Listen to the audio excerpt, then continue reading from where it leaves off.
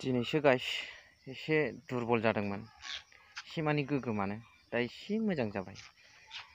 स' बेफोर जेखि जाया मानो जिखुनु जाया देहायानो धोन नालाय देहाखौ खेल लानांगौ बयबो। देहा गैयाबा जेबो गैया। स' दिनैनि गोदान भिडिअ'आव नोंथांमोन बयखौबो गोसो गोथारै बरायदों। लोगोसे आसा खालामो इसोरनि अननायाव नोंथांमोन बयबो मोजां दं। स' मानगोनां बिटिआरनि CM प्रमद बर' सारा जे NDP बिथांमोनखौ ओरैनो थगायनानै दोननाय जाबाय।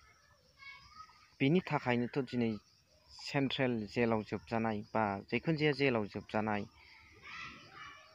NDP बेक्ति बिथांमोननि न'खरनिफ्राय मिडियायाव फैनो गोनां जादों, बुंफैनो गोनां जादों। They are not satisfied with peace agreement.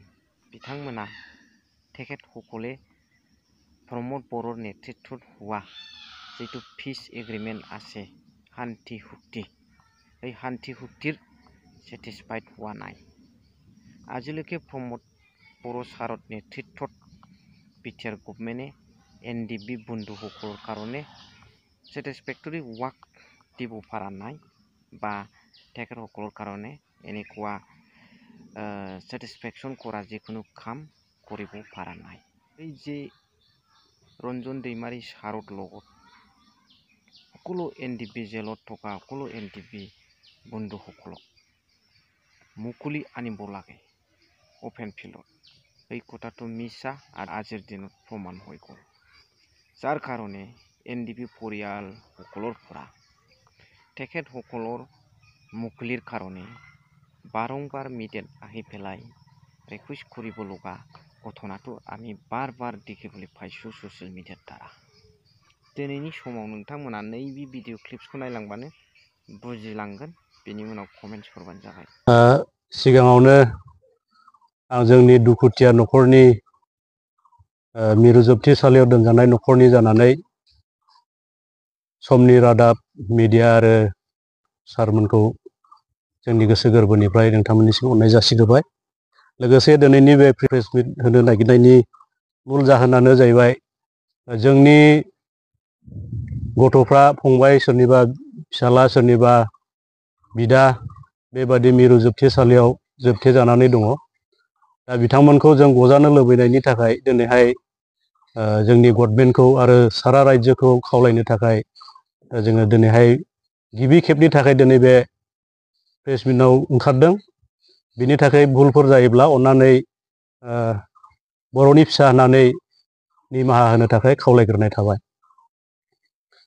दिनै थांनाय 2020-27 जानुवारियावहाय पिस एकर्ड होननानै मोनसे एग्रिमेन्ट जानानै थांबाय। नाथायब्ला बे एग्रिमेन्टआ सोरनिबा थाखायल' जाबाय बायदि जों मोनदों। जोंनि थाखाय गोजोननाय गैया दिनैसिमबो। बे खारनावहाय जोङो 2021नि 27 जानुवारियाव आरोबाव जोङो मेम'रेन्डाम होदोंमोन काजलगाव DC अफिसाव। नाथाय बे मेम'रेन्डाम होनायनि फिथाइबो जों मोनाखिसै। आरोबाव 2023नि 7 जुलाइयावहाय CEM प्रमद सारनो जोङो क'क्राझाराव लोगो लानानै आरोबाव काउन्सिलाव जेनेरेल एडमिनिस्ट्रिनि थाखाय बिल पास खालामनानै हरनो थाखाय स्टेटआव हरनो थाखाय जों खावलायदोंमोन। नाथाय बिथांमोना जागोन होननानै दिनैसिमबो बे खामानिफोरखौ मावाखिसै। बिनि थाखायनो जोङो दिनै दुखु मोनदों। दुखु मोननायजों लोगोसे जों दिनैनि बे मेसेजनि गेजेरजों जों बेखौनो बुंनो खावलायनो सानदों जे फैगौ बोहैथि दाननिनो अक्ट'बर नभेम्बर मासनि गेजेरावनो जोंनि गासै जेलाव थानाय बिदा फंबायफोरखौ बख'नानै होनो थाखाय जोङो न'खरनि जानानै खावलायदों। आरो बे समसिमावहाय जुदि बख'नानै होआब्ला जोंबो सारा रायजोनो खोन्थागोन जे मा मावदों मा मावाखै। आरोबाव जोङो बर' रायजो राजाफोरखौ आथिं हमै जों खुलुमगोन बिथांमोनखौ गनायनि सार्थआव जोंखौ मदद होनो थाखाय। जों बेखिनिखौ मावनो थाखाय दिनैनि एसे सिगाङाव जों मिटिं खुंदोंमोन। बेखौ जोङो सिद्धान्त लानानै दिनैनि बे खोथाखौ जों डिक्लेयार होनाय जाबाय।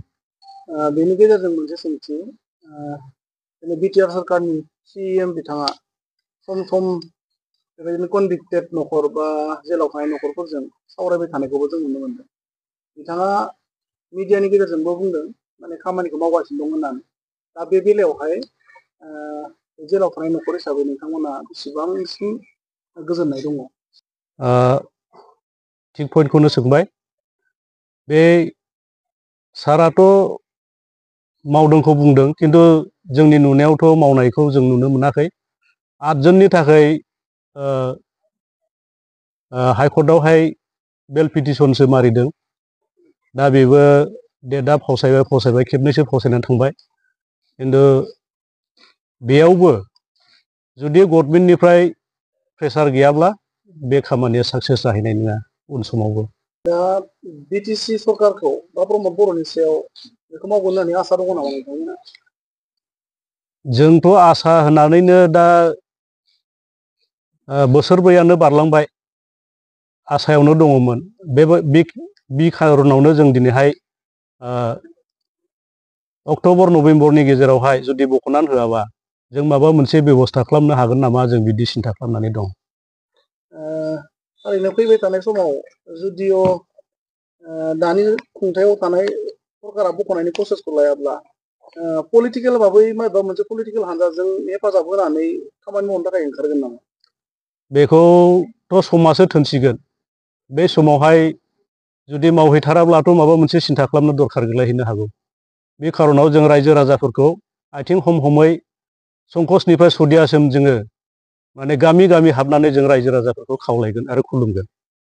नैबे खौरांगिरि मेलखौ जोङो 2018आवहाय मोनसे committee for NDB prisoner family members होननानै जों मोनसे कमिटि दानानै लादोंमोन। दिनैनि बे कमिटिनि गेजेरजोंनो जों बे प्रेस मिटखौ होनाय जाबाय। स' भिडिअ' एसेखिनियाव फोजोबबाय। Thank you for watching. Love U.